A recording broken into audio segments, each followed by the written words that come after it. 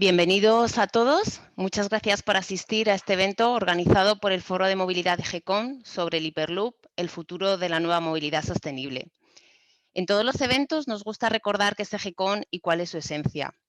EGECOM tiene la misión de promocionar la presencia de las mujeres en los puestos de alta dirección y consejos de administración, con una clara visión, ser agente impulsor de cambio, generando una conciencia social que prime las capacidades y habilidades profesionales para el acceso a puestos de máxima responsabilidad, promoviendo la diversidad, la competitividad y la sostenibilidad de las empresas e instituciones y que tiene unos claros valores: excelencia, innovación, integridad, pasión, emoción y determinación.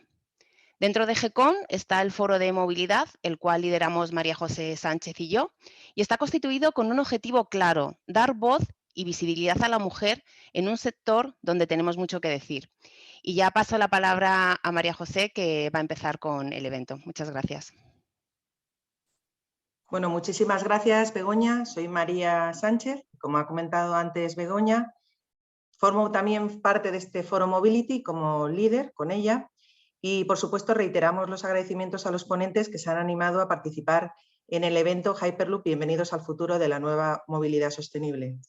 Y para introducirnos en este nuevo modo de transporte, contamos en primer lugar con Juan de Dios Bobby, que es doctor ingeniero industrial con experiencia en investigación e innovación ferroviaria desde el año 92. Actualmente es profesor en el Departamento de Ingeniería Mecánica de la Universidad Politécnica de Madrid.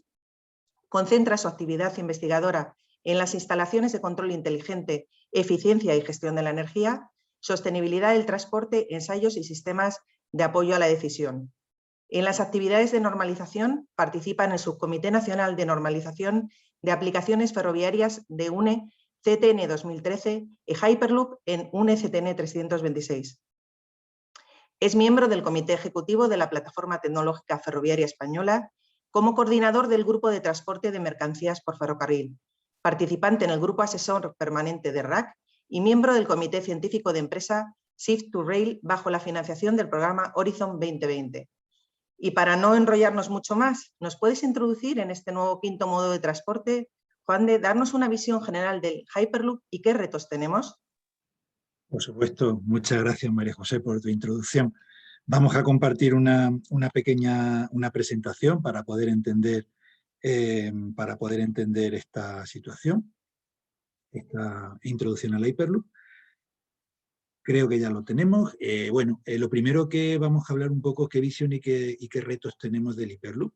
Y quizás para poder entenderlo me vais a permitir que haga una comparativa.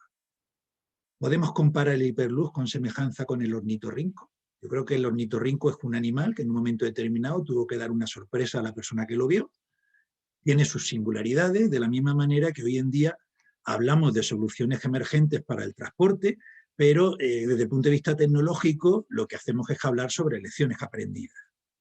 Entonces, ¿qué es lo que hace el ornitorrinco que sea singular? Bueno, simplemente ha hecho lo que todos, adaptarse al medio, ha competido con el entorno que tenía y ha resultado ser un animal que ha aprovechado las fortalezas. ¿Cómo ha aprovechado las fortalezas? Recogiendo las bondades de sitios conocidos. Eso no significa que sea ni mejor o peor que cualquier otro animal de los que tenemos. Simplemente explora su entorno utilizando otras técnicas. Eso hace que tenga una identidad propia para poder definirse como especie. Es lo que hace que el ornitorrinco sea diferente a un gato, a un perro, a un oso, a un loro o a lo que nos queramos imaginar. Lo mismo le pasa al Hyperloop. El Hyperloop se integra en el territorio, es decir, se adapta al medio, y para adaptarse al medio necesita una infraestructura que le sirva de guía. Lo que pasa es que esa infraestructura la tiene que utilizar en unas condiciones determinadas que les permita desarrollar sus prestaciones que esperamos sean de alta velocidad. Esas prestaciones son el control de la presión en una condición, digamos, cercana al vacío. Y para moverse utiliza tecnología de motores lineales que ya están sirviendo de base para la tecnología de los trenes con levitación magnética, como pueden ser los trenes japoneses que quizás nos vengan a todos mejor a la cabeza. Para poder funcionar necesita una estrategia de control. Es decir, si queremos tener un servicio en el cual queramos dar una oferta como modo de transporte, como modo de transporte en competencia con el resto, tenemos que optimizar la capacidad y los recursos de su infraestructura gestionar una flota de vehículos que permita moverse en la misma y tener unas reglas de operación que lo caracterice por su seguridad, como todos los sistemas de transporte. Desde ese punto de vista, vamos a centrarnos un poco a entender cómo hemos llegado a este punto. Y el Hyperloop, a mí creo que personalmente que lo podemos perfectamente identificar en el transporte guiado como una solución de movilidad. Una solución de movilidad que nunca ha sido fija, es decir, nunca ha habido trenes siempre, no ha habido siempre coches, no ha habido siempre aviones, sino que el propio dinamismo de la sociedad humana ha hecho que los medios de transporte evolucionen hacia soluciones que vienen a ser compartidas. ¿Cómo de compartida? Bueno, la clave, un medio de transporte guiado necesita ser seguro, en el sentido que no puede provocar accidentes, tiene que ser integrador tanto en el entorno urbano, el entorno en definitiva en el que se desarrolla la actividad humana y necesariamente en continua evolución, como así es nuestra sociedad. Y para eso lo único que tenemos que hacer es combinar unos retos tecnológicos con unas soluciones a la demanda. ¿Cómo se hace ese equilibrio? Mediante respuesta a los retos sociales. Los retos sociales de 1850 no son los retos sociales del siglo XXI. En el siglo XXI, fundamentalmente ahora, pensamos en soluciones eficientes, respetuosas con el medio ambiente, que nos aseguren la permanencia a nosotros y a nuestros descendientes. Para ello, siempre desde una integración territorial. El transporte guiado es un transporte que se caracteriza por integrar la ciudad, el territorio entre ciudades, dentro de su infraestructura para poder ofrecer un servicio con una tecnología, por supuesto, que provea esa seguridad, y esa seguridad se consigue mediante dos pilares. Primero, la regulación, es decir, las reglas del juego que dicen cómo tiene que funcionar ese sistema de transporte, y una normativa, tanto de rango legislativo como de rango voluntario, para que los tecnólogos puedan ofrecer sus soluciones. Y construimos el tejado de la casa de la seguridad desde el punto de vista del servicio. Bien, ¿qué es lo que nos encontramos dentro? Bueno, pues hoy un servicio no lo podemos entender si no está comprometido con los Objetivos de Desarrollo Sostenible. Y la respuesta tecnológica es la digitalización, la seguridad, la sostenibilidad y la resiliencia. Es decir, cosas que podamos hacer y que permanezcan y perduren, que tengan soluciones de continuidad en el tiempo. Todo eso lo responde la casa común del transporte guiado, en el que lo que encontramos son vías, estaciones, trenes, horarios, túneles. Y ha sido así desde el principio. Cuando aparece en 1837 el ferrocarril, aparece no solamente el ferrocarril, sino una tecnología asociada, mecánica, fundamentalmente apoyada en máquinas de vapor, que se consolida y se diversifica en los padres de los transportes que tenemos ahora hasta 1975, donde se consolida una concentración tecnológica que permite la teleoperación y la protección de las circulaciones entre elementos que van en sucesión, es decir, entre dos tranvías, dos trenes, 2 metros que van uno detrás de otro, por lo tanto permite aprovechar la capacidad. En el año 75 lo que ocurre es que aparece la electrónica nos da capacidades de gestionar más inteligentemente la infraestructura y evolucionamos en los sistemas del transporte guiado a soluciones del control automático de trenes. Quizás las que mejores conocemos son la interoperabilidad ferroviaria, como es el RTMS, las soluciones de transporte de grandes masas en sistemas metropolitanos, como el CBTC, los trenes de levitación magnética, que son los más llamativos, y me he dejado un hueco que se lo reservamos al Hyperloop para darle la bienvenida. ¿De acuerdo? Bien. ¿Se puede medir la novedad por los antecedentes? Es decir, cuando hablamos de Hyperloop, ¿hablamos de verdad de cosas tan rompedoras que resulta que son imposibles? Bueno, nos podemos remontar a 1812, en el cual aparece una concepción de transporte mediante tubos neumáticos. Aquí en la figura de la derecha tenéis la exhibición de transporte neumático que se hace para el Instituto Americano de Nueva York en 1867, lo podéis consultar en la Wikipedia, y la solución que da el señor Alfred Levitch como ferrocarril subterráneo propulsado por aire a presión. Ya vemos que son conceptos que claramente nos van a ayudar a entender ese vacío. El sistema de París de los transportes de correos llegó a tener en 1953 450 kilómetros para mover 11 millones de telegramas al año mediante un sistema de tubos neumáticos.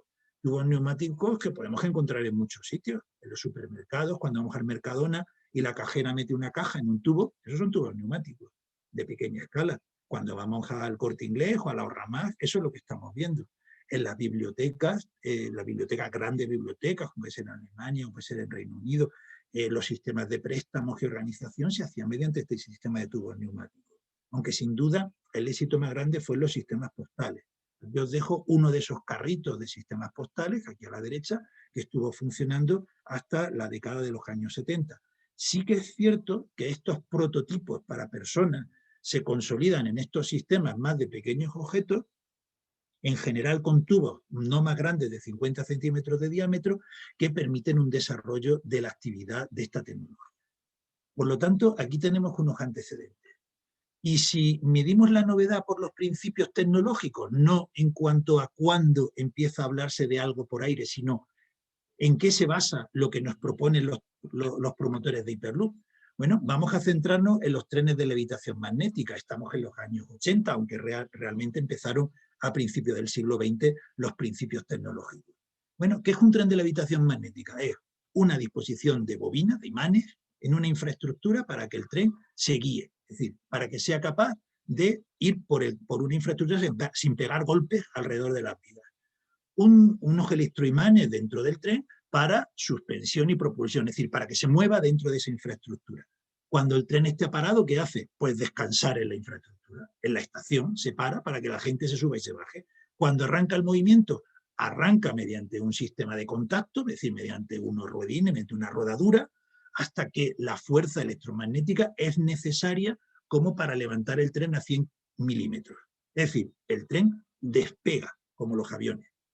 Eso, la ventaja es que elimina la fricción para permitir velocidades más altas. Y estamos hablando de este tipo de trenes, que es el Shinkansen, en el cual pues lo que podemos ver es el tren bala, que llaman ellos los japoneses, en el cual estamos ya hablando de unos 500, 600 kilómetros por hora. ¿Cuál es el diferencial del Hyperloop? Bueno, pues estas mismas fuerzas magnéticas que elevan el tren, el vehículo, lo mueven hacia adelante y lo mantienen centrado en la guía. Este principio tecnológico que comparten el tren japonés es el que presenta Elon Musk cuando crea la solución de Hyperloop de SpaceX, en el cual promete un sistema que va a alcanzar los 1.100 kilómetros por hora en una condición de circulación dentro de una infraestructura con unas presiones cercanas al vacío. ¿Para qué queremos que esta tecnología? ¿Para qué nos ofrecen esta tecnología? Como un sistema ultra rápido, o sea, más allá de la alta velocidad, eficiente en cuanto a que es capaz de gestionar servicios, personas y recursos de una manera no más cara que el resto de los sistemas de transporte, silencioso, por lo tanto va a evitar propagaciones fuera del entorno y más suave, es decir, va a tener más confort. ¿Qué se espera como usuarios de esta tecnología? Pues lo que se espera es ser capaces de vertebrar territorios, eso sí, con una componente de lejanía, para poder integrarlo en actividades propias de la sociedad. Transporte de mercancías, transporte de viajeros, atendiendo a las ciudades que quieren demandar esos servicios. Y la energía, que quizás sea el modelo más crítico que podemos contemplar en este tipo de soluciones. Bueno, pues sí que es cierto que el modelo que propone Elon Musk, y bueno, y para eso no vamos a tener aceleros, no es verdad que nos lo cuente Elon Musk, sino que Juan Vicente y Luz Smith nos lo van a contar muy bien, lo que hace es que el Hyperloop lo que gestiona mucho mejor es la energía, porque el consumo realmente solamente se hace para resolver las resistencias al avance, es decir, el que el tren se mueva, el que el vehículo se mueva sin gastar energía en el proceso, es decir, optimizando todo. Hablamos del Hyperloop. ¿Realmente esto es tan novedoso? Bueno, habrá que gestionar las cápsulas cuando la infraestructura no va a ser para una cápsula de ida y vuelta. Tendremos que tener varias. La comunicación con el vehículo de los datos para autorizar su movimiento, para autorizar el avance de la infraestructura, conocer con antelación si hay algún problema en la infraestructura para poder tomar decisiones y siempre dentro del ámbito de la seguridad de las prestaciones, lo hace algo que sin duda también es muy novedoso, tan novedoso como nuestras soluciones de alta velocidad, cercanías, regionales y mercancías. Es decir, como vemos, el Hyperloop lo que hace es dar una alternativa tecnológica que está llamado a ocupar un espacio que actualmente no tiene la alta velocidad en el transporte por superficie. El avión sí la tiene en el transporte aéreo, pero no tenemos esa solución en el transporte por superficie. Por lo tanto, no tenemos que tener miedo al hablar del Hyperloop, sino que tenemos que tener confianza en la capacidad de hacer madurar esta tecnología. Vamos a ver ahora, una vez que hemos visto que los antecedentes existen y que la viabilidad es posible, vamos a entender el Hyperloop como un sistema de transporte. Bien, nos tenemos que basar, como siempre, en los modelos de referencia de transporte de gran capacidad. Estamos hablando de sistemas aeronáuticos, pero fundamentalmente hablamos de sistemas ferroviarios, que son los que desarrollan la actividad en la ciudad, como pueden ser los metropolitanos, las cercanías o, digamos, las estaciones. Con prestaciones dinámicas predecibles, es decir, que sepamos cómo funciona.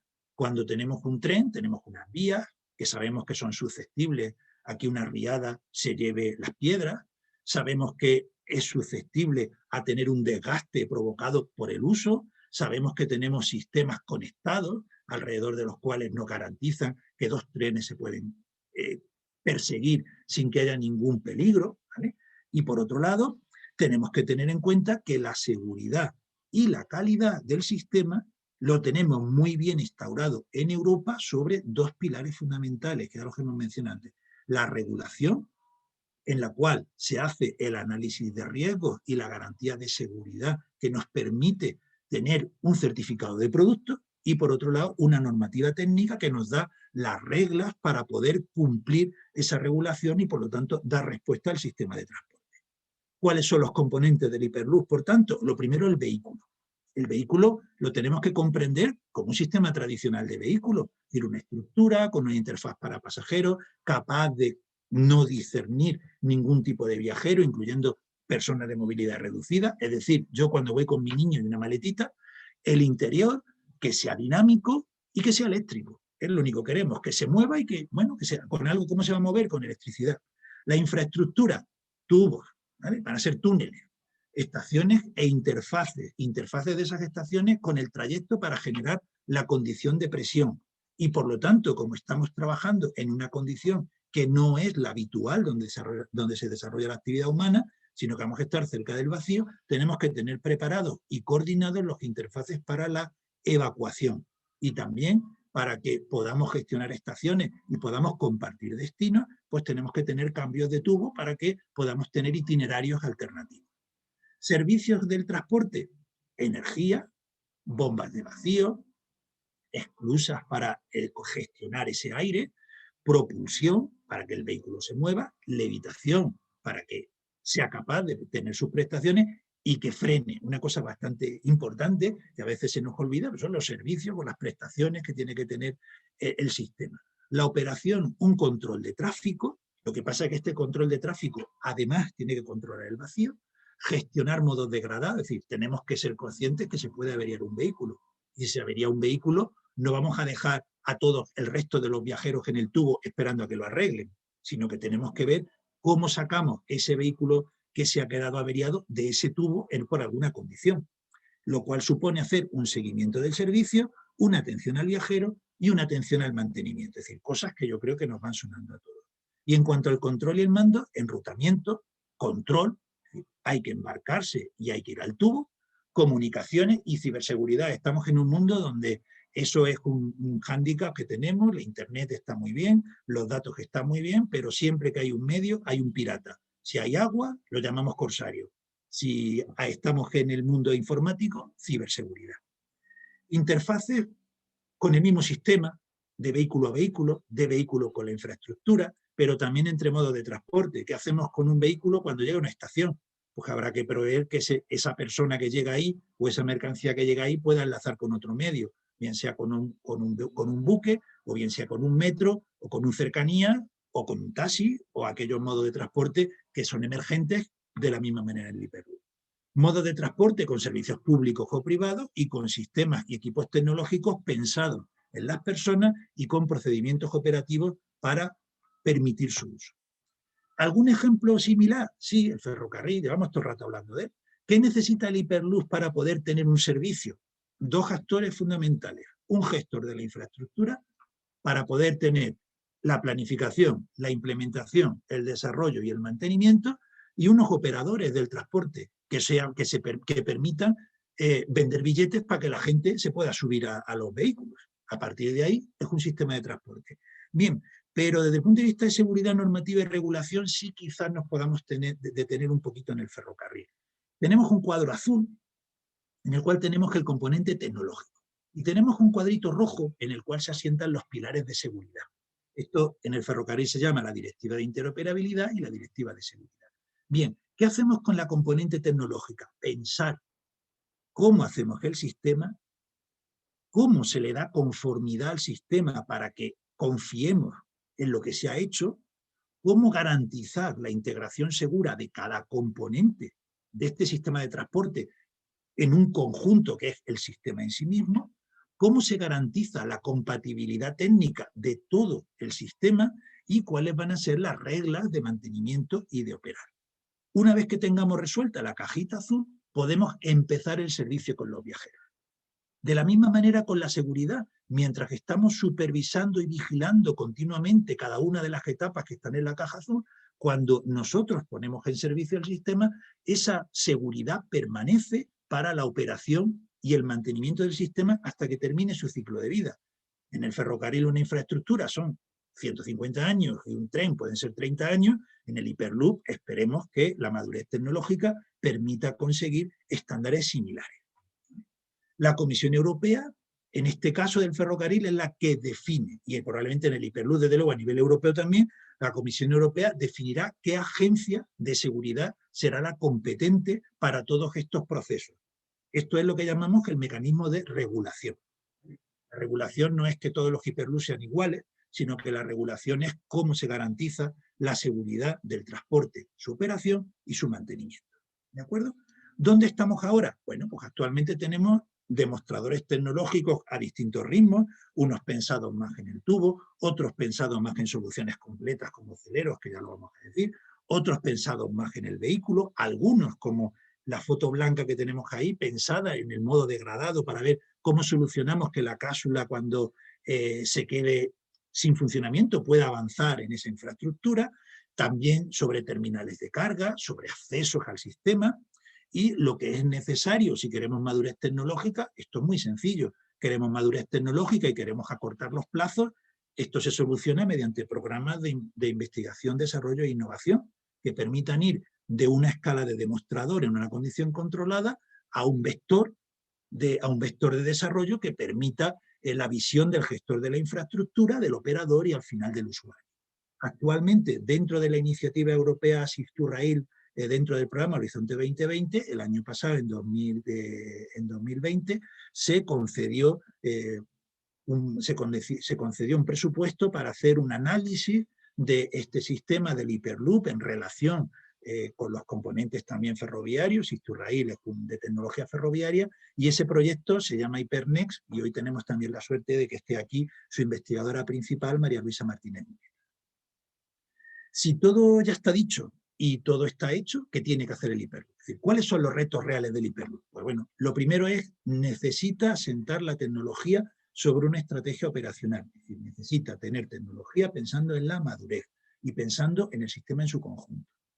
El ferrocarril puede ser un apoyo para entender la cadena de valor. ¿Por qué? Porque la tenemos muy consolidada en el transporte por superficie en cuanto a la gestión y a su operación.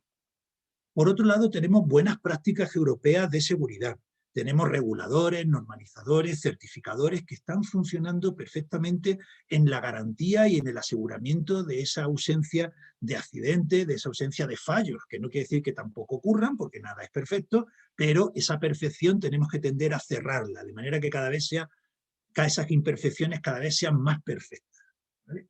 Y por último, y para mí es lo más importante, la cuestión es cómo quiere la sociedad afrontar este reto. Podemos mirar a ver qué pasa, y alguien lo hará, o podemos implicarnos. Implicarnos significa que como sociedad, y en particular aquí hablamos de las necesidades de inversión, lo que estamos es definiendo o planificando el despliegue de la tecnología para poder acelerar los procesos de madurez tecnológica y para poder asentar la tecnología dentro de un compromiso de seguridad y un compromiso de operación. Pues esto es los grandes retos del Hyperloop. Son muy sencillitos y a su vez muy complejos, porque pensamos que el Hyperloop va a estar mañana Y el Hyperloop necesita su tiempo de madurez, como los melones todos los años. Hasta que no llega el verano no nos los comemos, ¿vale? Por mi parte, muchas gracias a todos y espero que haya sido una introducción un poco para centrar el tema a mi sucesor exponente. Muchas gracias. Muchas gracias, Juan de Dios, y muchísimas gracias por esta introducción a lo que es el nuevo sistema de Hyperloop. Me gustaría ahora presentar a nuestro siguiente ponente, que es Juan Vicent. Juan Vicent es cofundador y director de marketing de Celeros Hyperloop, la empresa europea con sede en España que lidera el desarrollo de un Hyperloop escalable para conectar ciudades a 1000 km por hora, con 0 emisiones directas y reducidos costes de infraestructura. Es cofundador del Hyperloop de la Universidad Politécnica de Valencia, que fue el equipo galardonado por la empresa de Elon Musk, SpaceX, como mejor diseño de Hyperloop. Es ingeniero industrial, se formó en España y en Alemania y ha participado en foros sobre movilidad en todo el mundo, siendo incluido recientemente en la prestigiosa lista de Forbes 30 Under 30. Su ambición es llevar a Hyperloop a la realidad de la próxima década con un proyecto Marca España con visión internacional. Juan, para ir conociendo mejor este nuevo modo de transporte sostenible, ¿nos podías comentar un poco cuáles son las oportunidades y el contexto mundial del Hyperloop? Sí, muchísimas gracias por la invitación. Es un honor estar aquí y compartir con todos vosotros lo que estamos desarrollando. Voy a compartir pantalla para que podáis verlo de primera mano. Pues bueno, básicamente he preparado una introducción a lo que es Hyperloop. Celeros, como ya bien ha comentado María José, es una empresa que está desarrollando el nuevo método de transporte, este nuevo método de transporte que tiene pues unas características que, como también ha explicado Juan de Dios, pues pueden ser muy prometedoras de cara a conectar largas distancias de una forma sostenible. En ese aspecto, lo primero que quería es daros el mensaje de que Hyperloop es una forma, ¿no? Un camino para construir esa nueva economía que tantos países están buscando, ¿no? con esos cambios que está habiendo actualmente en las políticas pues, de movilidad de cara a reducir sobre todo las emisiones de efecto invernadero. En ese sentido, comentar que Hyperloop es un sistema de transporte que ha sido nombrado por el Foro Económico Mundial como uno de los 20 mercados del mañana que pueden transformar nuestras economías. Esto es un foro pues que año tras año evalúa todas las tendencias que están habiendo a nivel internacional y en 2020 ya Hyperloop era uno de estos sistemas. Y para entender por qué Hyperloop podría ser este nuevo mercado que cambie nuestras economías, pues tenemos que entender las razones, ¿no? La primera, pues el cambio climático, con el transporte siendo alrededor de 1/3 de estas emisiones, ¿no? Los gobiernos quieren ver cómo podemos desarrollar sistemas de transporte más sostenibles y optimizar los que ya tenemos.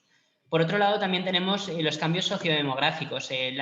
La concentración en las ciudades está haciendo que las necesidades de los ciudadanos para conectar entre unas ciudades y otras vayan en aumento, ¿no? Y en esto las ciudades como núcleos importantes donde es necesario cada vez mejorar más el transporte. Por otro lado, también la saturación aérea y marítima. Hemos visto estudios en los que se dice que cada 15 años el tráfico, por ejemplo, aéreo va a duplicarse, ¿no? Esto al final supone unas necesidades y ver un poco cómo nos podemos adaptar, ¿no? A estos cambios.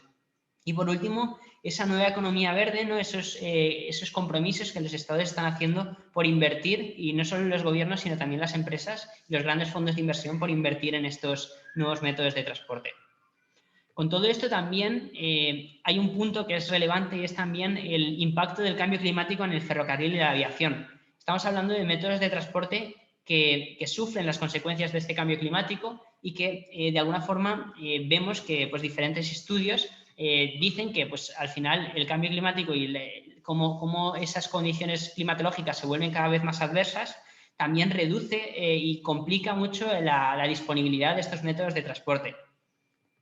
Y ahí ya llego yo un poco a Hyperloop, ¿no? Hyperloop al final, como ya ha explicado Juan de Dios, es este nuevo método de transporte en el que básicamente, de forma resumida, se trata de vehículos automatizados que viajan dentro de esta red de tuberías a baja presión y mediante tecnologías de levitación y propulsión consigue, en conjunto con ese ambiente de baja presión, reducir la fricción al movimiento. De esta forma se pueden llegar a muy altas velocidades de alrededor de 1000 km por hora. Esto tiene unos beneficios como la resistencia a inclemencias meteorológicas, la eficiencia energética. Estamos hablando de, en nuestros análisis, por ejemplo, eficiencias de 5 a 10 veces superior que un avión para la misma ruta. Luego, totalmente eléctrico, es decir, no va 100% con baterías y no emite a la atmósfera CO2. Y por otro lado, de centro a centro, ¿no? Que al final también es un punto relevante. También nos gusta poner Hyperloop en contexto, ¿no? En las diferentes distancias, ¿no? Muchas veces no se sabe para qué distancias es óptimo Hyperloop. Nuestros análisis demuestran que entre 400 y 1500 kilómetros de distancia Hyperloop puede ser una realidad, es donde realmente plantea una ventaja frente a la aviación regional, que actualmente pues, se está viendo sometida pues, a esa presión por mejorar la eficiencia, reducir las emisiones, y donde ya países como, por ejemplo, Francia, Alemania, incluso España, se están proponiendo hacer legislación que limite esos vuelos regionales cuando existe una alternativa más eficiente. En este caso, por ejemplo, se está comenzando por los trenes de alta velocidad, pero en el caso de que existiera Hyperloop, podría también suplirse, ¿no? con esta red de Hyperloop. De mayores distancias siempre vamos a contar con la aviación. La aviación es un método de transporte que de cara a realizar sobre todo, por ejemplo, vuelos transatlánticos, cruzar océanos, es el mejor y el que va a seguir siendo el mejor sistema de transporte. A nivel de contexto mundial, para crear este nuevo método de transporte, me gustaría comentaros un poco cómo está el desarrollo. Aquí están las 8 empresas más importantes del mundo de Hyperloop que están actualmente. Son las 8 principales empresas que existen. Y vemos que bueno, hay algunas en Estados Unidos. Estas empresas principalmente están financiadas por inversión privada. Luego tenemos iniciativas en Sur Corea y en China, que están financiadas 100% por organismos públicos, es decir, organismos de investigación ya creados para investigar estas tecnologías. Y luego tenemos las iniciativas en Europa y en Canadá, donde se basan también en un soporte entre público y privado, ¿no? En este aspecto, Celeros es la empresa española que está desarrollando este nuevo método de transporte. Y también, si vemos un poco la evolución de este nuevo método de transporte, nos damos cuenta de que entre 2013 fue el momento en el que Elon Musk populariza este concepto, haciendo un análisis que publica y deja de conocer a todo el mundo pues, cuál sería su iniciativa.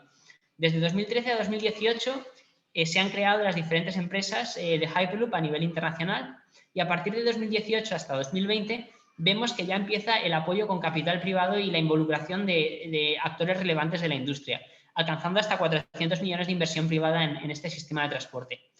A partir de 2020 ya vemos que las instituciones se empiezan también a mostrar interés por este sistema, los países empiezan a apoyar esto y se empieza a apoyar desde las instituciones este método de transporte, culminando en la creación del primer comité de estandarización y otros proyectos como el HyperNext que se comentarán después. Entonces estamos en un momento clave para Hyperloop. Se han transportado también, se han hecho las primeras pruebas con humanos en una pista de 500 metros en Estados Unidos a baja velocidad y se espera que vaya creciendo rápidamente. A nivel de las oportunidades, Hyperloop plantea una oportunidad de negocio billonaria a nivel internacional. Solo en Europa estamos hablando de una red de hasta 18.500 kilómetros que se podría crear. Hemos realizado un análisis alrededor de todo el mundo y vemos que se podrían llegar pues, a mover una gran cantidad de pasajeros y mercancías al año gracias a este nuevo método de transporte, ahorrando también enormes cantidades de emisiones. Vemos que Europa está muy bien posicionada y que tiene una oportunidad clave de liderar este desarrollo de nuevo método de transporte, no solo por el mercado emergente y de gran potencial de generador de empleo, sino porque Europa, pues ya, como ha comentado Juan de, tiene ya unas industrias líderes en infraestructuras, ferrocarril, aviación. También tiene toda la cadena de valor montada para estas industrias. Por otro lado, existen empresas de Hyperloop europeas que están desarrollando este método de transporte. Y también las instituciones se están volcando, ¿no? Y están apoyando la creación de este método. En este sentido, quería ir un poco más, acercarnos un poco a Celeros y por qué la solución que proponemos es diferencial. Nosotros, nuestra visión es que el Hyperloop tiene que ser un sistema de transporte escalable de cara a conectar a largas distancias, y para ello tenemos un enfoque muy peculiar. Nosotros empezamos en 2015 con esa competición de Elon Musk y hemos crecido de forma muy rápida hasta 2021, donde ya el equipo cuenta con más de 50 personas a tiempo completo y donde tenemos un ecosistema enorme que podéis comprobar en esta slide, ¿no? Hasta 160 personas están involucradas, con más de 10 millones de euros en financiación pública y privada conseguidas, y contando con partners de relevancia en diferentes sectores, como Red Eléctrica, por ejemplo, en la parte de la electrificación, o Renfe en la parte de la operación del sistema de transporte. Y luego centros de investigación que también están apoyándonos. También estamos atrayendo talento a nivel internacional. Dos de las colaboraciones que nos gusta reseñar, pues por una parte, hace poco colaboramos con Airbus para desarrollar y para testear nuestro sistema de propulsión, que es un líder mundial en el sector de la aviación. Y luego, por otro lado, con Arcelor, el mayor productor mundial del acero, con quien estamos también colaborando en la parte de las infraestructuras. Y para entender un poco cómo funciona, os propongo hacer un viaje, y para ello pues vamos a empezar desde la fase del embarque, ¿no? Las estaciones son muy similares a un sistema de alta velocidad, como un tren. Allí hay pues unas diferentes puertas de embarque y los pasajeros pues embarcan en estos vehículos que son de entre 50 a 200 pasajeros. Son unas cabinas muy similares a las cabinas de avión que, una vez han embarcado todos los pasajeros, se cierran y entonces comienza el trayecto. A partir de entonces se comienza con una aceleración inicial. Esta aceleración inicial la realiza lo que llamamos un motor lineal. Es al final un lanzador que funciona con electroimanes y que mueve, gracias a la atracción magnética, ese vehículo hasta la velocidad de crucero. Esto estamos desarrollándolo con el Centro de Investigación CIEMAT y con también muchos partners a nivel industrial. Luego, una vez ya llegamos a altas velocidades, empezamos a hacer que el vehículo se atraiga a ese techo del tubo, que es de acero, con unos imanes. Estos imanes se atraen con un control muy concreto y muy automático, de forma automática, y se queda levitando a una distancia concreta. Esto lo estamos haciendo y estamos desarrollando también, avanzándolo con ArcelorMittal y con, por ejemplo, Tecnalia, entre otros partners distinguidos. Y el siguiente paso es propulsarse. En la propulsión contamos con un motor que es muy similar a un avión, y dentro del tubo no tenemos cero, o sea, no hemos eliminado todo el aire, ¿no? Sino que sí que existe una pequeña parte, ¿no? Entonces, para movernos dentro de ese tubo es necesario comprimir ese aire que se queda adelante para que no haga como un efecto émbolo, que al tapar una jeringuilla, por ejemplo, con el dedo, no puedes hacer que el émbolo se mueva, ¿no? Entonces, en este sentido, en Hyperloop pasa algo similar, y con esta turbina, ¿no? Con este compresor que actuamos con un motor eléctrico, permitimos movernos dentro de ese tubo. Esto lo estamos realizando, pues, entre otros, con Airbus y con Altran, entre otras empresas. El paso final es el frenado y llegada a la estación, donde desembarcamos y de esta forma pues llegamos a nuestro destino. A nivel de diseño, unos aspectos muy importantes que hemos tenido en cuenta, el primero es simplificar el coste, simplificar la infraestructura. Nos hemos dado cuenta de que en sistemas como el tren o las carreteras, el coste de infraestructura al final es un coste muy relevante, ¿no? En comparación con el coste del vehículo, que es un coste más reducido. En nuestro caso, lo que intentamos es reducir ese coste al máximo, poniendo la mayor parte de tecnologías en el vehículo. Con eso tenemos el sistema de propulsión y levitación en el vehículo. Esto nos permite tener costes muy similares a la alta velocidad ferroviaria, mientras que otras tecnologías o otros enfoques de Hyperloop se parecen a costes más similares al sistema maglev japonés y chino, que tienen costes realmente altos. Otro principio de diseño es que nosotros vamos a presiones similares a la aviación. Esto lo que implica es que, de alguna forma, en el tubo existe algo de aire, ¿no? Esto nos permite, de alguna forma, acelerar el camino al mercado, porque podemos utilizar cabinas y sistemas de seguridad de certificación muy similares a los aviones.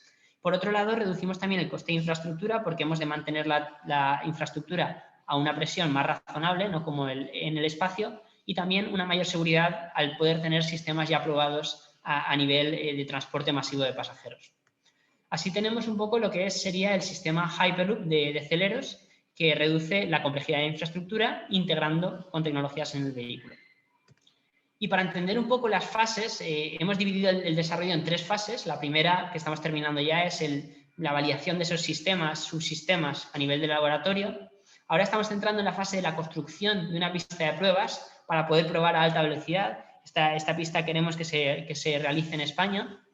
Y en paralelo lo que estamos también avanzando es en el desarrollo de un sistema de escala real donde podamos probar ya y certificar el vehículo con pasajeros para poder crear las primeras rutas a partir de 2030.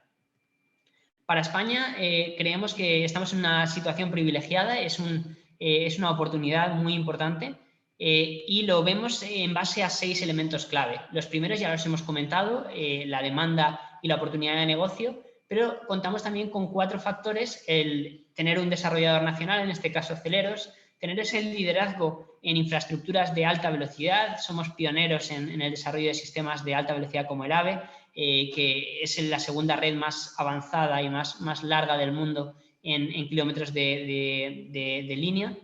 Luego tenemos una gran capacidad y resiliencia de la cadena de valor industrial y también tenemos la oportunidad de valorizar todas esas tecnologías de Hyperloop en diferentes aplicaciones tecnológicas, como puede ser, por ejemplo, la aplicación en diferentes sectores, ¿no? Podemos hacer que Hyperloop sirva para apoyar otros sectores, como por ejemplo la movilidad eléctrica. Ahí también queremos dar énfasis al apoyo institucional. Hemos tenido conversaciones a todos los niveles del gobierno y contamos con diversos apoyos muy relevantes a nivel Generalitat Valenciana y Ministerios de Ciencia e Innovación. Y también quería anunciar pues, que hemos aplicado también en esa carrera de desarrollo de Hyperloop nuestros sistemas de propulsión, en este caso es el lanzador.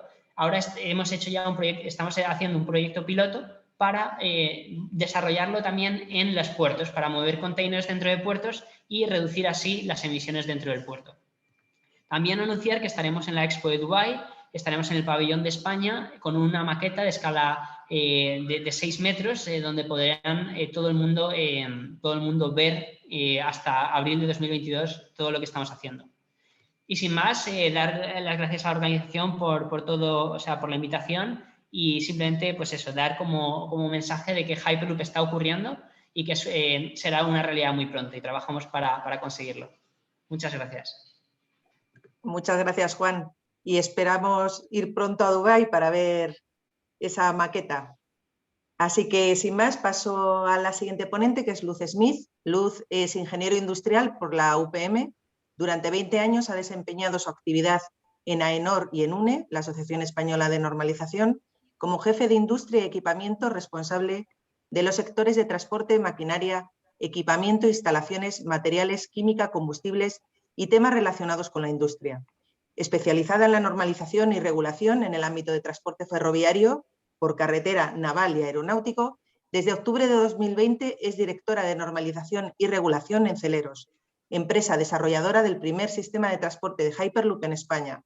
Es vocal en los comités de normalización nacional CTN 326 y de los grupos de trabajo europeo del CEN-CENELEC JTC 20 sobre Hyperloop. Luz, con tu dilatada experiencia en temas normativos, ¿nos podías comentar cuál es el marco regulatorio y a qué retos se enfrenta con la integración de sistemas? Pues sí, procedo a ello. Lo primero, dar las gracias por invitarnos a participar y bueno, ahora toca el turno de las mujeres, que tenía que llegar. Voy a compartir la pantalla.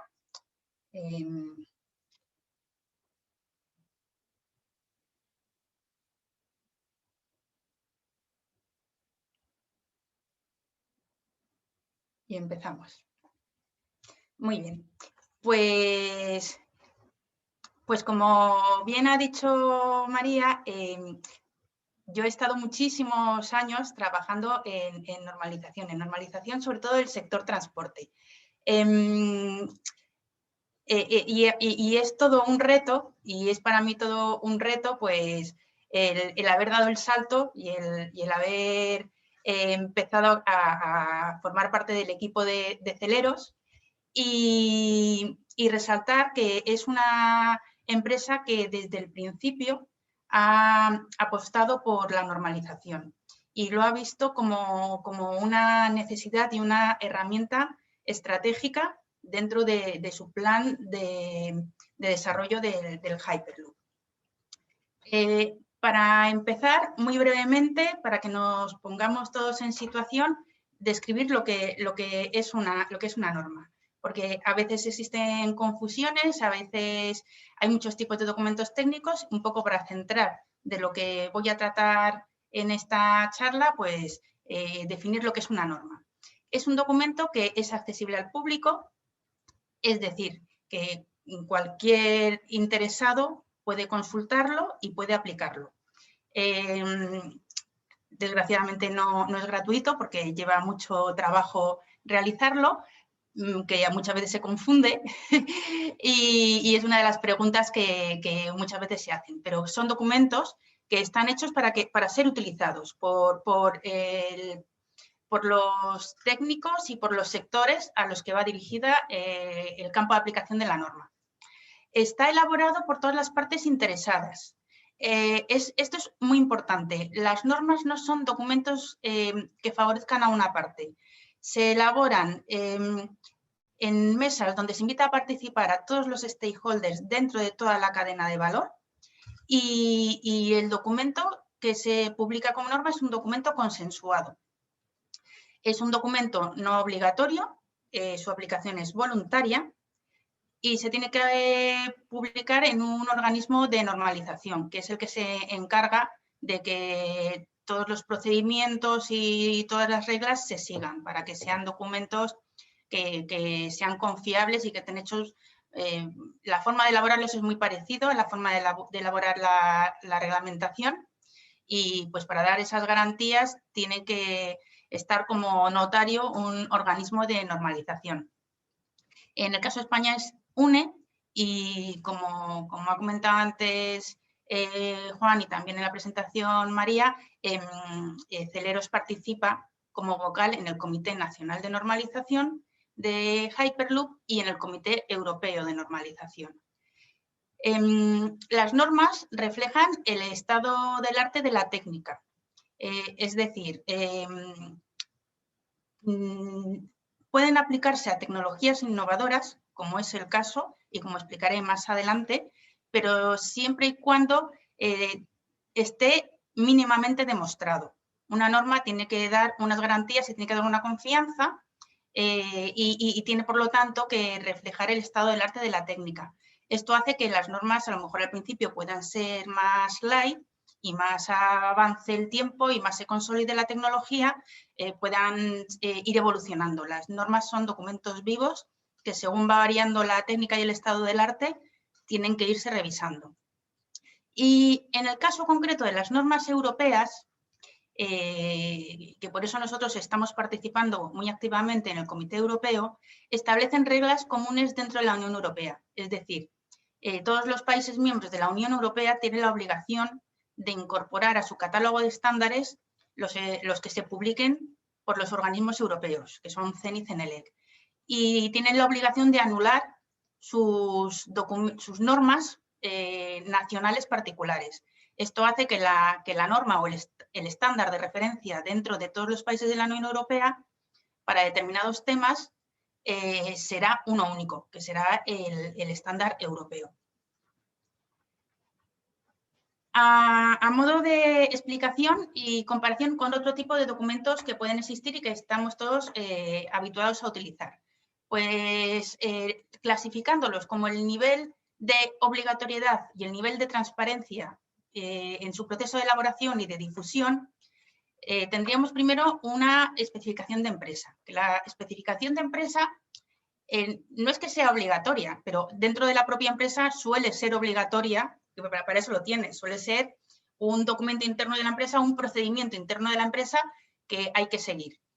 Contiene el know-how y de transparencia cero, porque es un documento interno que conocerá muchas veces únicamente el departamento al que le aplique, que tendrá que cumplir rigurosamente, pues por ejemplo en un laboratorio, un procedimiento de desinfección.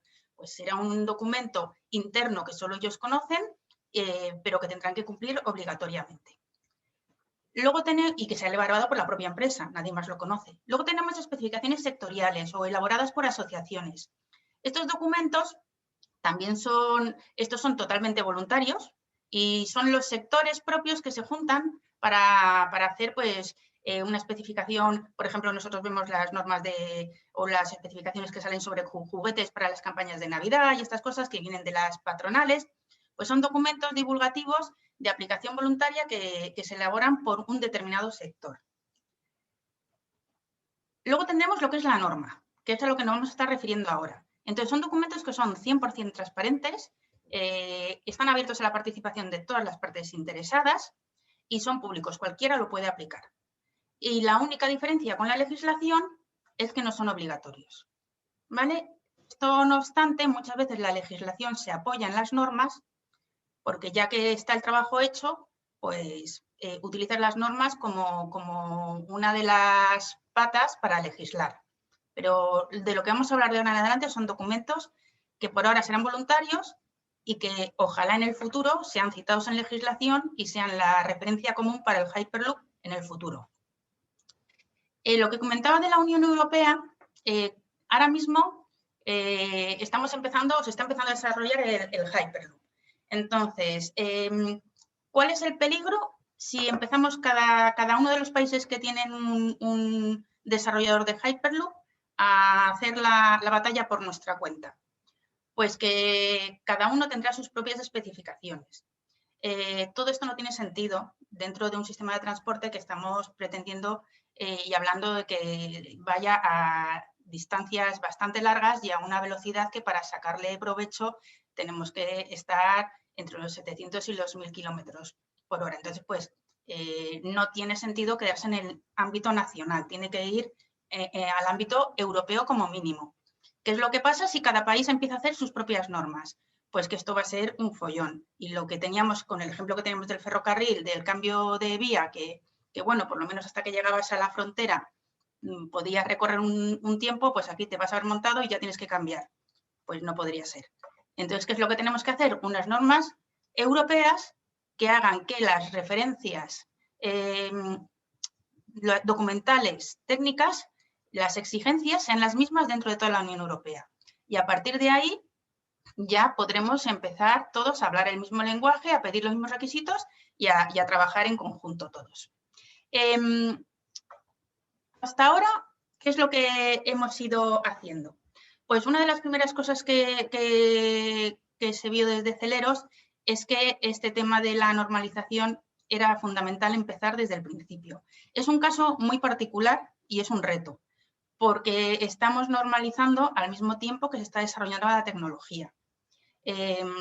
Todos podemos pensar que es relativamente fácil normalizar un tornillo, porque, pues bueno, sabemos los que hay en el mercado, nos ponemos de acuerdo en que vamos a tener cabeza avellanada, hexagonal y redonda y ya está.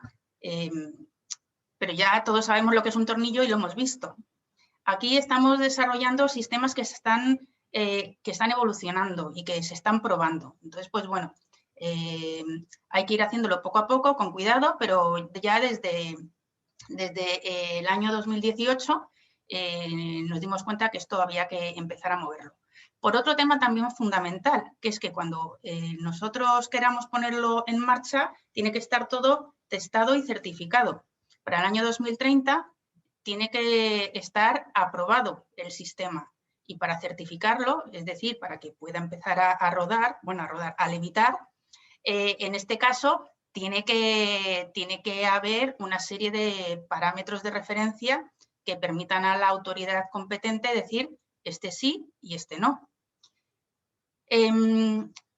Pues empezamos en el año 2018 y fueron 2 años de trabajo y de ponernos de acuerdo, de explicar al propio organismo de normalización, incluso a la propia Comisión Europea, qué es el Hyperloop, para que lo viesen claro y convencer de la necesidad de empezar a trabajar desde ya y no esperar a que la tecnología esté madura, que es la forma tradicional, porque entonces no nos serviría, tendríamos pues sistemas distintos que no serían interoperables entre sí y que no podrían compararse. Y en febrero del año pasado, 2020, se aprobó el Comité Europeo de Normalización. A continuación, en enero de este año, ha tenido lugar la constitución del Comité Nacional Espejo, de este Comité Europeo, y estamos ya empezando a trabajar. De hecho, la próxima reunión del Comité Europeo es mañana, y la idea es empezar ya el trabajo técnico. Se ha definido cuál es la estructura que va a tener este comité de normalización, que va a tener 2 working groups, uno de operación y servicios y otro de lo que es el propio sistema y los requisitos del sistema, o sea, uno más de lo que es la estación y el trayecto y la operación, y otro lo que es el producto en sí. Y antes ha comentado Juan el liderazgo y la oportunidad que es para España el Hyperloop.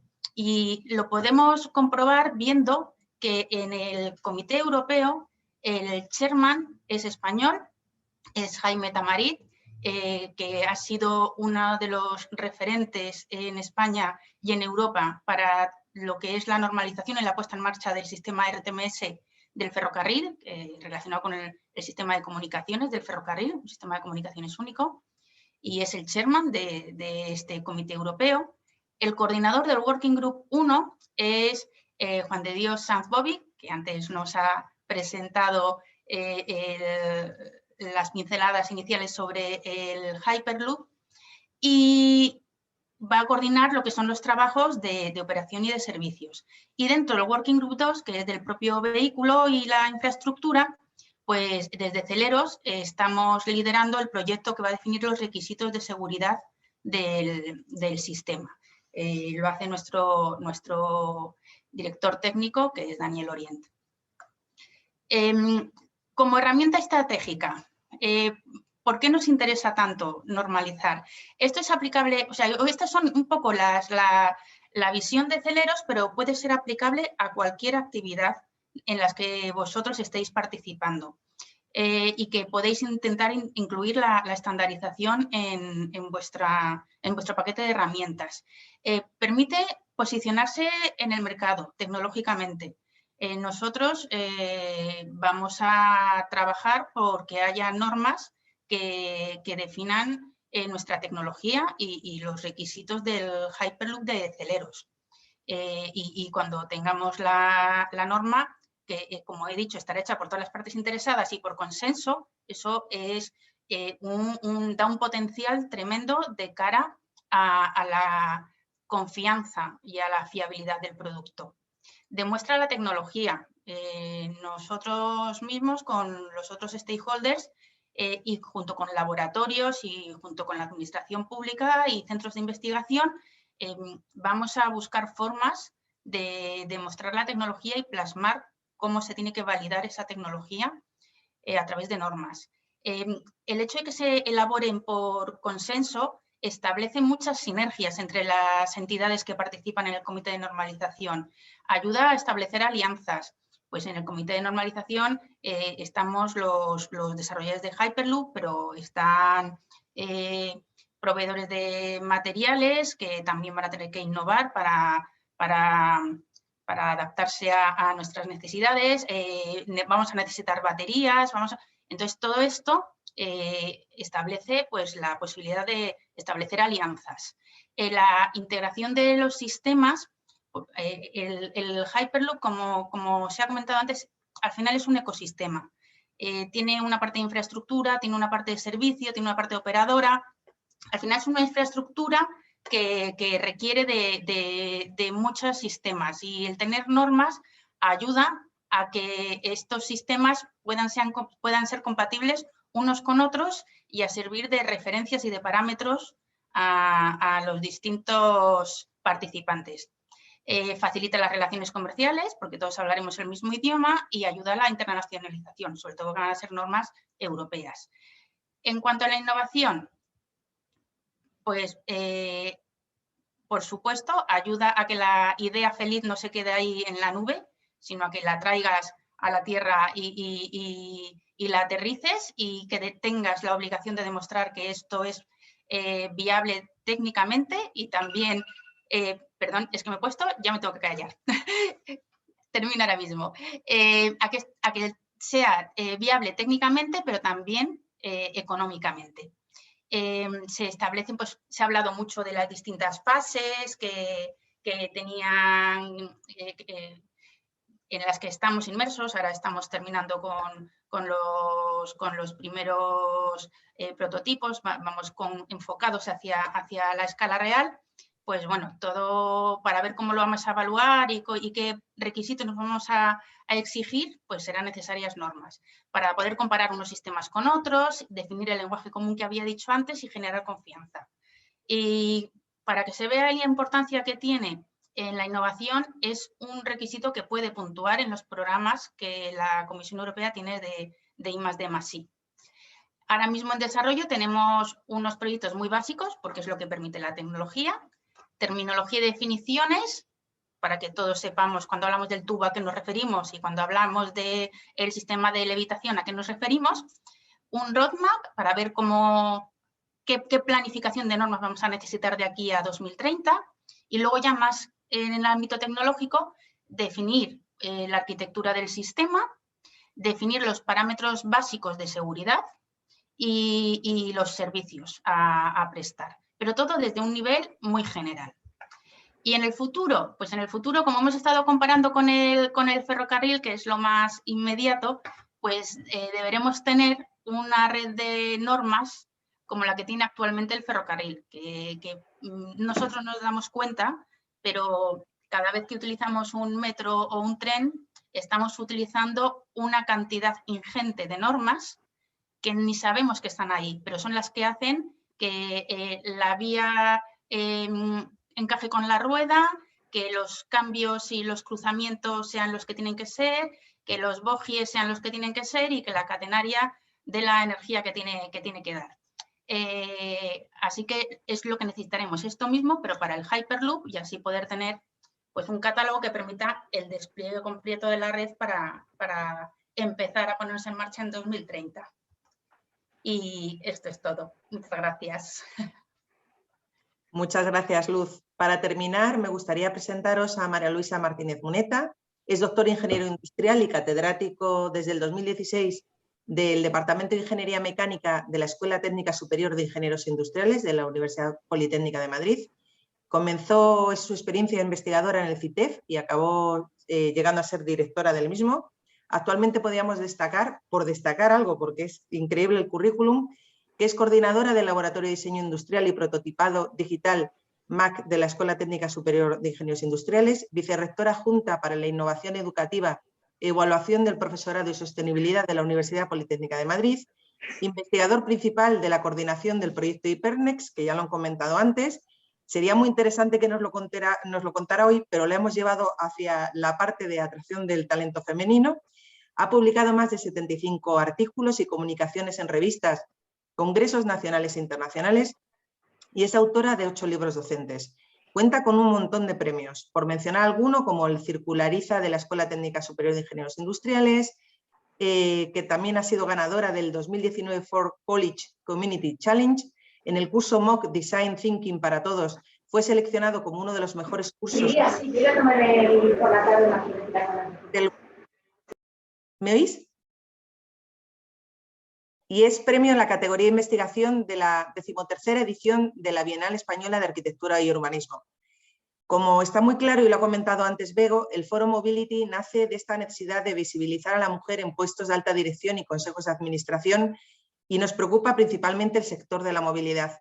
Pero para ello, claro, tenemos que atraer talento femenino al sector del transporte y antes hay que conseguir una mayor presencia de la mujer en carreras STEM. ¿Qué nos cuentas, María Luisa, desde tu experiencia? ¿Cuáles son los retos a los que nos enfrentamos hoy?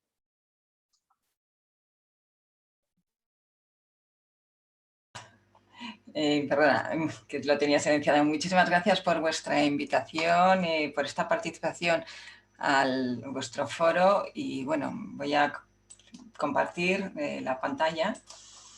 No, creo que ya lo podéis ver, ¿no? Muchas gracias.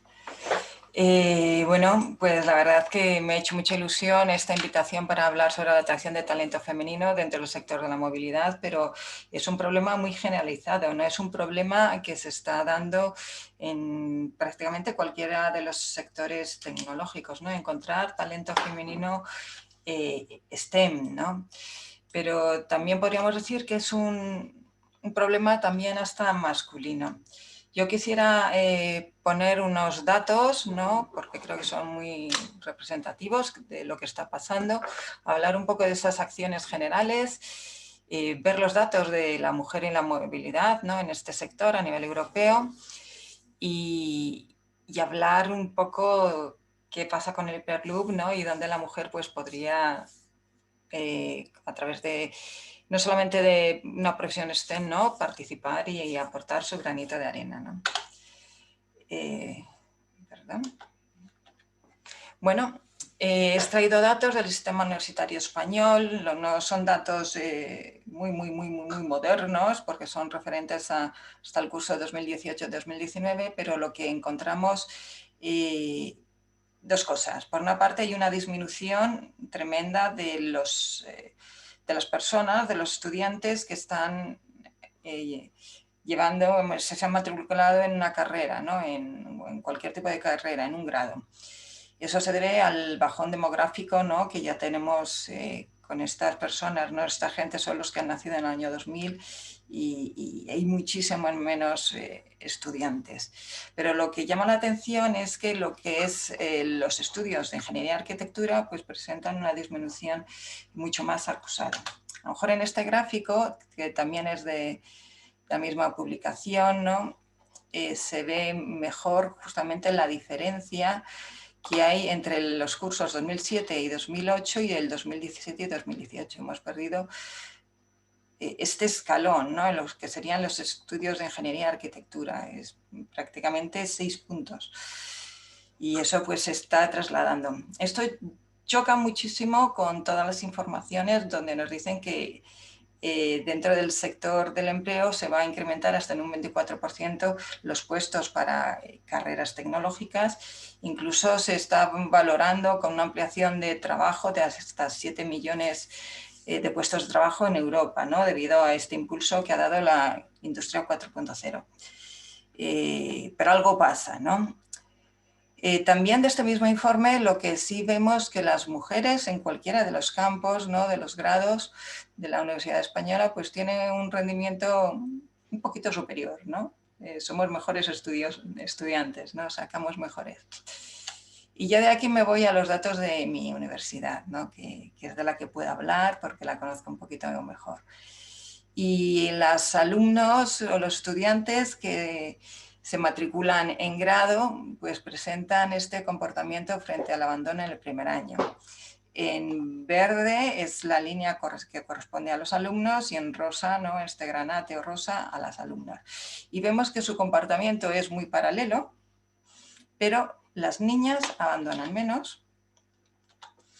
Y también respecto a la tasa de abandono, ya una vez que finaliza la carrera, también las alumnas presentan una tasa de abandono inferior.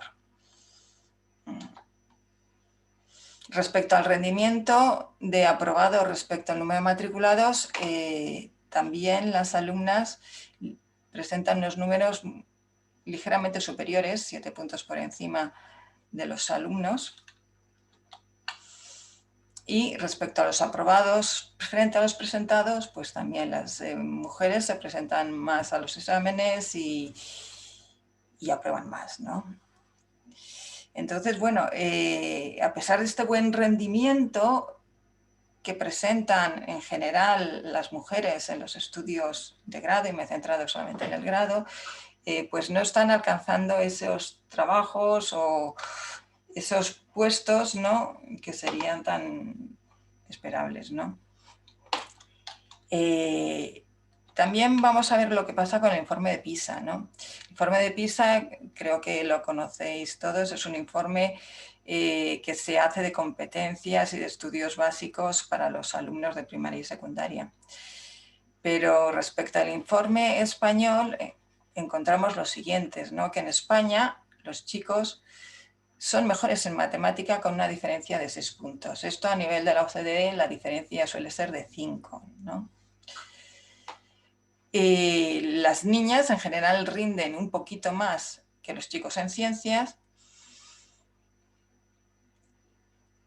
Y lo que tenemos también que los estudiantes de alto rendimiento que estudian matemáticas o ciencias, 1 de cada 3 se ve como un futuro ingeniero o científico cuando tiene 30 años.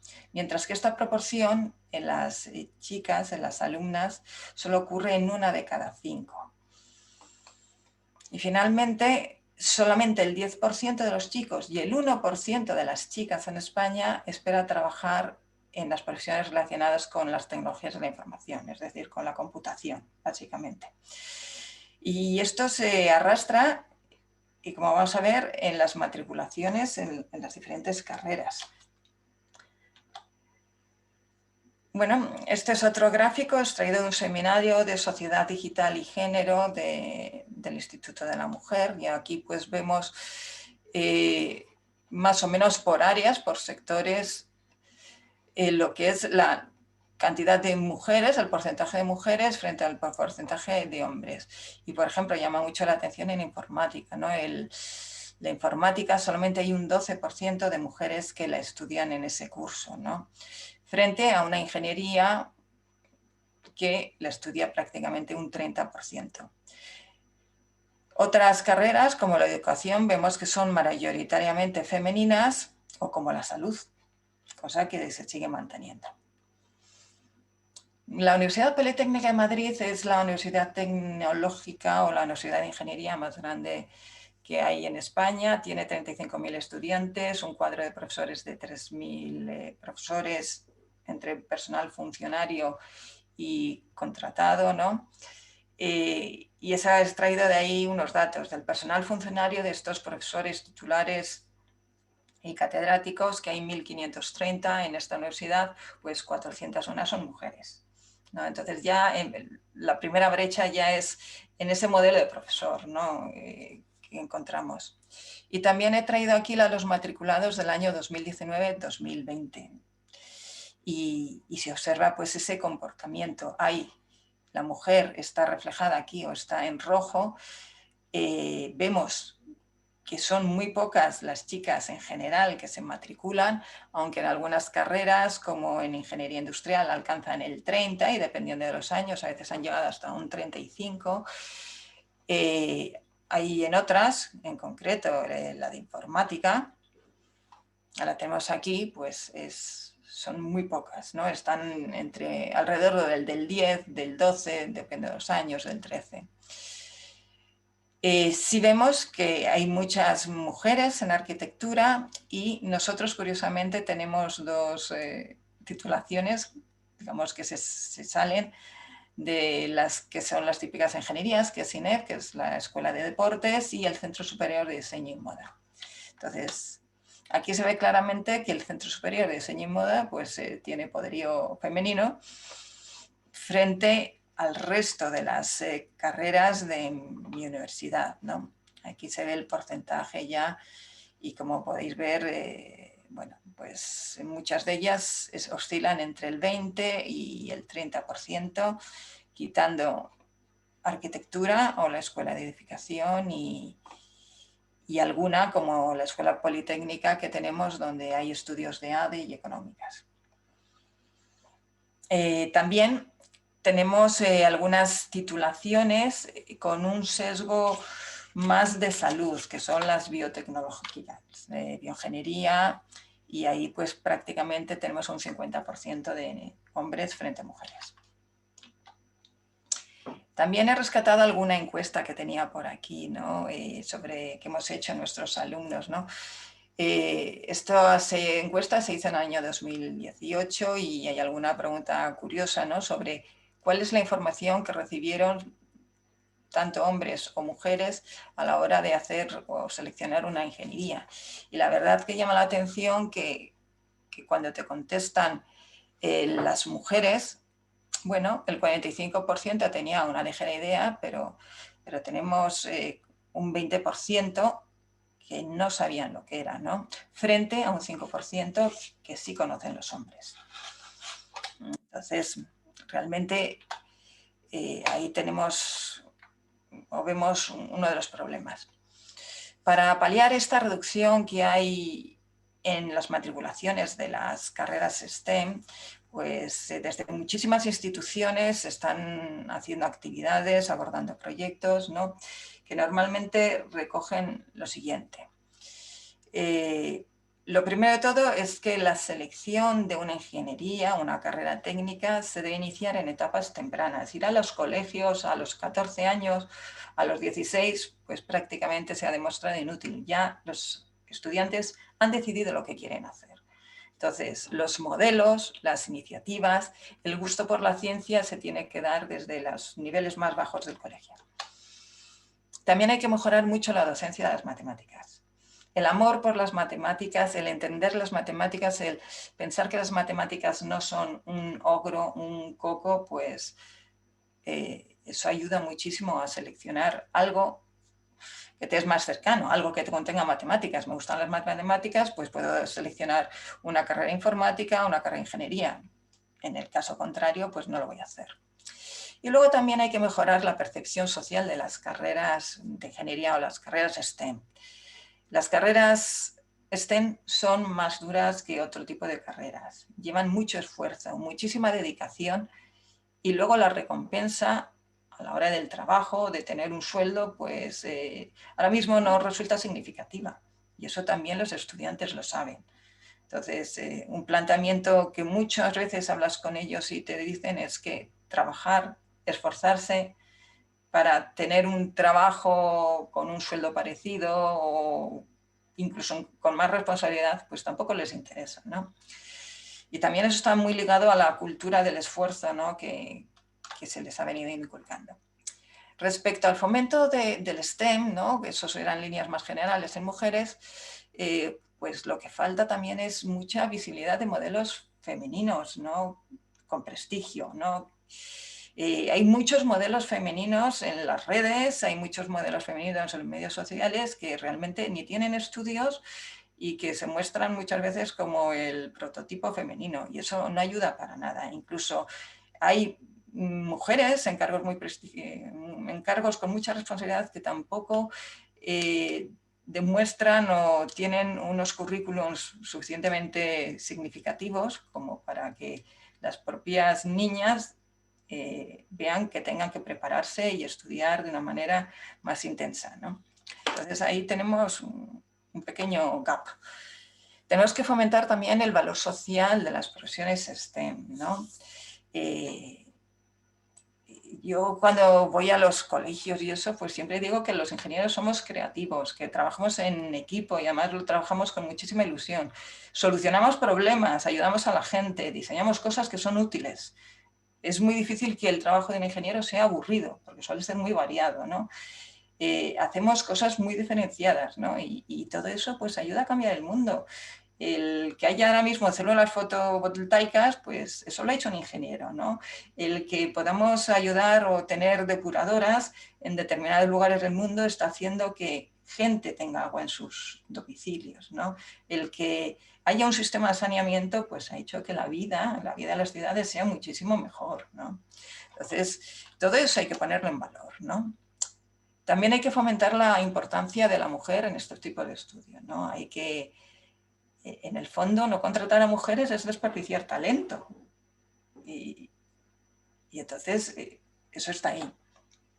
Y también se trabaja mucho en mentorías por mujeres profesionales, ¿no? o por estudiantes de ingeniería, ¿no? Y en concreto nosotros tenemos una iniciativa, ¿no?, que se llama Me gusta la ingeniería, donde nuestras alumnas se pueden apuntar a ir a colegios, pero queremos que sean alumnas las que vayan a los colegios a explicar y a contar lo que son el trabajo de un ingeniero, ¿no? Incluso van acompañadas de un cuento, ¿no?, donde tenemos a Marisa, que es la jefa de mantenimiento, y a Irene, que es la directora de una fotovoltaica, ¿no?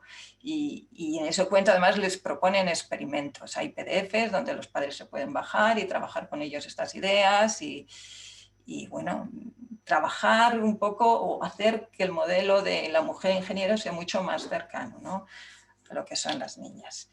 También hay una serie de vídeos donde pues Marisa y Irene, que son niñas reales, que son alumnas nuestras, pues cuentan su experiencia, ¿no?, y por qué para ellas esto es importante. Y bueno, y ya llegando a mujeres y movilidad, pues tenemos esos números. En este sector, a nivel europeo, solo el 22% de las mujeres trabajan ahí. Y además, en determinados puestos todavía es mucho más complicado, ¿no? En el transporte terrestre tenemos un 14% de mujeres, en aviación un 40%, pero curiosamente un 5% son pilotos. O sea que hay muy pocas mujeres pilotos. Es un campo donde, a pesar de iniciativas como la del SEPLA, ¿no?, que se llama Aviadoras, pues que intenta darle más visibilidad a las mujeres como pilotos, pues no lo consiguen, ¿no? Cuesta mucho. Y en el sector marítimo pues tenemos un 20%. Estos datos, bueno, se han extraído del Eurostat y ahí pues, están un poquito más, se pueden ver de otra forma, ¿no? Eso es lo que hay. ¿Qué beneficios tiene el empleo femenino? Pues tiene bastantes, ¿no? En primer lugar, ayuda a que una empresa pueda disponer de más gente para seleccionar para las vacantes de su trabajo, ¿no? Va a aumentar y puede llegar incluso a tener una mejor selección. Por lo tanto, está mejorando la atracción de ese talento. Las mujeres, ¿no?, pues mejoran la tasa de retención también. También es una mejora para la imagen pública. Ahora mismo, si llegamos a una empresa llena de hombres, seguro que nos chirría muchísimo, y también como podría chirriar una empresa llena solamente de mujeres, ¿no? También mejora la satisfacción del cliente porque las mujeres son mucho más empáticas, tienen muy buena relación cliente y lo entienden mejor, ¿no? Muchas veces son capaces de conseguir unos insights que otros hombres no son capaces, ¿no? Y eso también ayuda a tomar decisiones, mejora la creatividad y la innovación en las empresas. Y también mejora la satisfacción de los empleados y el compromiso, ¿no? Las mujeres se comprometen con más intensidad. Y también las mujeres mejoran la seguridad, son mejores conductoras, por ejemplo, ¿no? Disminuyen el riesgo de accidentes y, por lo tanto, eso también hace que haya menos costes de mantenimiento, menos bajas laborales, una serie de puntos también a tener en cuenta, ¿no? Por tanto, pues se reduce el absentismo. Y ya, pues un poquito simplemente contaros que dentro del Hyperloop, y ya centrándonos en el Hyperloop, nosotros estamos trabajando con la empresa Celeros y con otras empresas europeas, ¿no?, y universidades y otras instituciones como SINTEF o como la UIC, ¿no?, en desarrollar un marco común, ¿no?, para acelerar el proceso de la implantación del Hyperloop en Europa, ¿no? Entonces, la verdad que el Hyperloop es una gran aventura, ¿no? En esa gran aventura, pues desde luego hay sitio para todos, pero para las mujeres con una carrera STEM pueden encontrar esa aventura y participar en un gran proyecto, es sentir que va a participar de algo grande. Y lo puede hacer pues trabajando en tecnologías emergentes, en la movilidad que permite estos nuevos imanes, ¿no?, estos nuevos motores lineales, en los nuevos sistemas de comunicación que se tienen que implantar, en las energías renovables, en los nuevos materiales. También es una oportunidad para el diseño industrial y la arquitectura. El Hyperloop es una experiencia de viajero. El Hyperloop tiene que dar al viajero una experiencia inolvidable. Desde el momento que sale de su casa hasta que llega a destino, debería encontrarse en algo completamente disruptivo, moderno, donde el diseño industrial es importante, donde la ergonomía tiene su juego, donde hay unas estaciones que deberían ser impactantes, ¿no?, y muy atractivas, donde la experiencia del viaje se haga pues, completa, ¿no?, y muy satisfactoria. También a nivel de sostenibilidad, evidentemente el Hyperloop es un vehículo 100% cero emisiones, ¿no? pero también tiene su gracia, ¿no?, trabajar ahí, ¿no? Debemos garantizar, por ejemplo, que la electricidad consumida sea siempre de origen verde. El Hyperloop tendrá una serie de horarios, pero en Europa, en el norte, los horarios de sol no son los mismos que en España. Pues habrá que ver cómo solucionamos, por ejemplo, esos problemas. Esa electricidad tendrá que almacenarse, tendrá que solucionarse, ¿no? Tendrá que estar en unas baterías que sean con unos materiales que no dañen al entorno y que además pues tengan una cierta estabilidad. Bueno, también hay problemas con su gracia para participar. Incluso para las mujeres que no tengan estudios STEM, ¿vale?, todo esto entra dentro de un marco de economía circular. El Hyperloop se tiene que ver como desde un enfoque sistémico. No es algo que está ahí solo, sino que le rodean un montón de cosas. Hay que pensar en el Hyperloop a lo largo de todo su ciclo de vida. ¿Cómo es ese Hyperloop durante el proceso de diseño, esas etapas de ecodiseño que debe tener? Una vez, ¿cómo es ese Hyperloop en el momento de su uso? Y al finalizar, cuando el Hyperloop o determinadas piezas o partes del Hyperloop haya que retirarlas, ver qué hacemos con ello, qué podemos dar segunda vida, qué podemos remanufacturar, qué valor le podemos sacar a todos esos desechos, ¿no? Incluso cómo podemos utilizar aquellas cosas que no le encontremos utilidad en ese momento, ¿no? Yo creo que es una aventura fascinante, ¿no? Y desde luego como mujer a mí me gustaría y me gusta participar en algo de esta magnitud, ¿no?, y de este calado, ¿no? Entonces yo creo que hay muchísimas oportunidades y lo único que hay que hacer es dar ese paso adelante. Y ya con eso no quiero decir nada más. Muchísimas gracias y muchísimas gracias por esta oportunidad. Pues muchísimas gracias, María Luisa. Bueno, y a todos los ponentes, como nos hemos desviado un poquito del tiempo, por si alguien quiere hacer una pregunta, pero yo me centraría en dos. Así que abro un poquito el debate a dos preguntas. Una es, ¿cómo consideráis que el sector mejoraría si la participación de la mujer se viera intensificada en un sector nuevo como es el Hyperloop? ¿Creéis que ayudaría si se acompañara con una mayor presencia de la mujer en puestos de alta dirección? Y luego os pediría para terminar, para cerrar un poco la sesión, bueno, que va a cerrar un poquito Bego, pero para cerrar, que en un minuto nos dierais como un titular por qué el Hyperloop. Así que ánimo, ¿quién empieza? ¿Quién rompe hielo? Venga, pues yo el primero, que paso empecé antes. A ver, bueno, yo creo que en el Hyperloop, como en todas las facetas de la vida, la presencia de la mujer es necesaria en tanto y cuanto es la porción más importante de la población en número.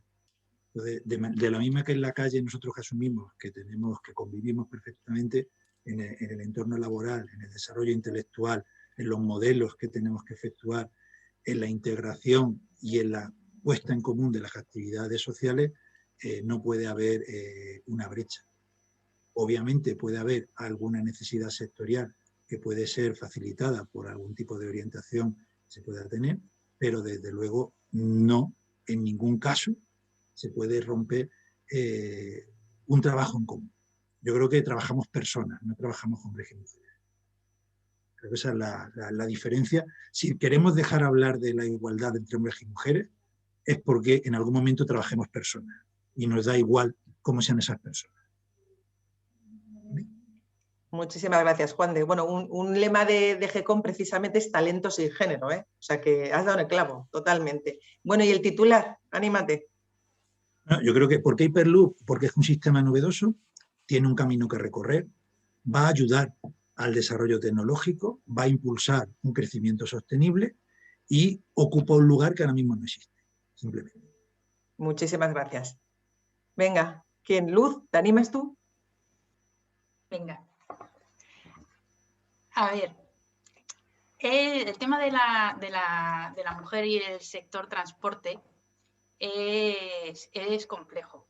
Yo he trabajado en el tema de normalización y tenía la suerte de ver en general más mujeres de lo que era la realidad, porque es verdad que pues con temas de calidad y con temas pues como que a lo mejor no hace falta tanto perfil tecnológico y hay más en esa rama, pero es verdad que siempre he vivido en un mundo rodeada de hombres. Pero claro, María Luisa ha comentado una cosa muy importante, que es que tenemos que empezar por aumentar el número de alumnas dentro de las carreras técnicas.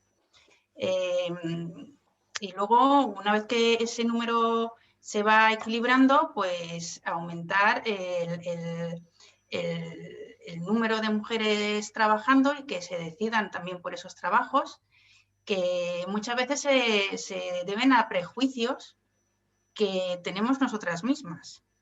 Entonces, tenemos que vencer muchos prejuicios de la sociedad, pero yo creo que las mujeres también tienen que vencer prejuicios que pueden tener en lo que se entiende pues, por una ingeniería o por lo que se entiende el sector transporte.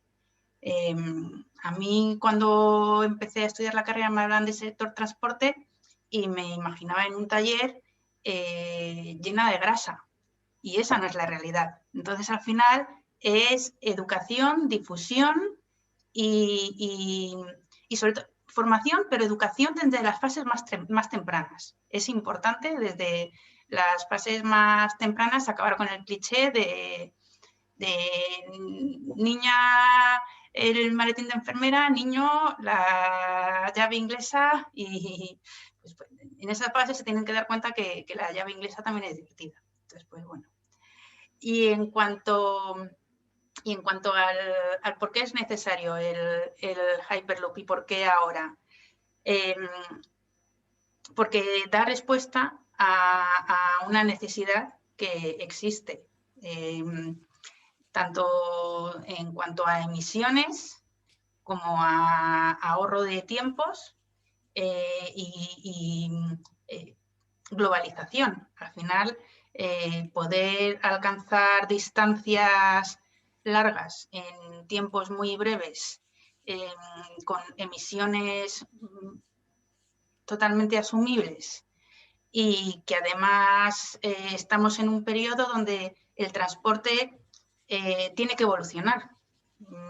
Ha habido momentos disruptivos a lo largo de la historia y estamos en uno de ellos, porque el medio ambiente y la sociedad actual nos lo está pidiendo. Los coches llevan mucho tiempo, tienen sus innovaciones. El ferrocarril, pues todos recordamos esas películas del lejano oeste, ha evolucionado mucho con alta velocidad, pero también es un sistema ya consolidado. El avión, o sea, estamos en un momento donde pues bueno, algunos hacen vuelos espaciales y misiones a Marte, pero antes que eso, yo creo que para todos los ciudadanos será interesante el tener un sistema de medias distancias que nos comuniquen más rápidamente y de una forma mucho más sostenible. Entonces, se da como la tormenta perfecta. Muchas gracias, Luz. Y Juan, ¿te animas y nos cuentas cómo vas a cambiar la foto eso que has puesto? Pues sí, en nuestro caso estamos viviendo pues, esa dificultad, ¿no?, de atraer a talento femenino desde los inicios. Nosotros, el primer equipo, pues éramos al final tres amigos que habíamos nacido en una comunidad de makers dentro de la ingeniería industrial, donde de todos los makers al final pues habían pues de 30 personas pues había solo 2 o 3 ingenieras, ¿no? Poco a poco hemos visto cómo vamos cambiando y de alguna forma también el proyecto y lo apasionante que es el proyecto está haciendo también que también cada vez más mujeres se involucren, y prueba de ello también es que si empezamos con esa dirección 100% hombres, ahora mismo pues también es un orgullo dentro de la parte de gestión de la empresa, que somos 10 personas llevando la gestión de la empresa. Tenemos un 30% ya de mujeres, 3 de esas 10 personas son mujeres, entre ellas está Luz, también está Paula en la parte de talento, y luego también está Clemens en la parte de finanzas. Y nuestra intención también es ver Hyperloop como una oportunidad para atraer cada vez más mujeres a este nuevo desarrollo. Vemos que muchas veces pues, con los métodos de transporte convencionales pues, es complejo, pero sí que estamos viendo que gracias también a este punto disruptivo que tiene el proyecto, cada vez van a ser más mujeres las que se involucren. Y obviamente desde nuestra parte y desde lo que podemos hacer también vamos a intentar cada vez también contratar a más mujeres, ¿no? Sabemos que es difícil, pues si tienes un porcentaje muy pequeño de aplicantes que son mujeres, pero nuestra intención es cada vez pues, ir también a las escuelas y difundir también en esos roles, ¿no?, de éxito, como por ejemplo Luz, que está liderando los estándares de lo que será el futuro Hyperloop, ¿no? Al final, poner en valor todo eso que se está haciendo y todo lo que están haciendo las mujeres por Hyperloop es esencial. Y ya, pues el minuto de Hyperloop, yo al final estoy convencido desde 2015 que decidimos presentarnos a la competición, que Hyperloop puede ser una realidad. Al final es una integración de tecnologías que ya existen. Obviamente el reto es esa integración de esas tecnologías y que funcione de forma segura y escalable. Pero ahí estamos también la ingeniería y todas las personas que no son ingenieras que también se están involucrando en el desarrollo para hacerlo posible. Así que vamos a por todas. Muchas gracias, Juan. Estoy convencida, además con un proyecto tan interesante como has comentado, seguro que hay cantidad de niñas hoy que se enamoran de lo que es el Hyperloop y se animan a ser futuras ingenieras, segurísimo. Y para terminar, María Luisa, tu turno. Mi turno, bueno, yo creo que ya Has lo he dicho dicho mucho, casi. has dicho muchísimo, sí. He dicho eso, pero yo creo que lo que sí tienen que hacer las mujeres es la que quiere estar en un nivel directivo, y eso es formarse, y formarse también como lo puede hacer un hombre, de tal forma que cuando llega una entrevista de trabajo, el entrevistador tenga suficientes dudas como para quedarse con lo que ha dicho Juan, con la persona, ¿no? Con el que le ofrezca ese mejor currículum, esas ventajas competitivas frente al resto de los candidatos. También el sector de la movilidad, las profesiones que hay, pues que son muy variadas, ¿no? Podemos encontrar desde una mujer que pueda estar manejando una grúa, una conductora, hasta una alta ejecutiva, ¿no? Entonces, yo creo que lo que tenemos que hacer es formarnos, hacer nuestro trabajo lo mejor posible y participar, igual que participan los hombres, en las tareas que les queden asignadas. No lo vamos a hacer peor que ellos, porque si tenemos la misma formación lo haremos como ellos, ¿no? Entonces, por ahí no podremos eso. Y respecto al Hyperloop, pues la verdad que Europa o el mundo, ¿no? En general, bueno, Europa especialmente tiene un problema de emisiones muy importante, ¿no? Y hay que buscar alternativas. Y como mis compañeros han dicho, realmente el Hyperloop es una unión de diferentes tecnologías, como una evolución del tren de alta velocidad, ¿no? Y por lo tanto puede estar presente y funcionando en un futuro pues cercano, mientras que la búsqueda de otras alternativas pues van a llevar mucho tiempo, ¿no?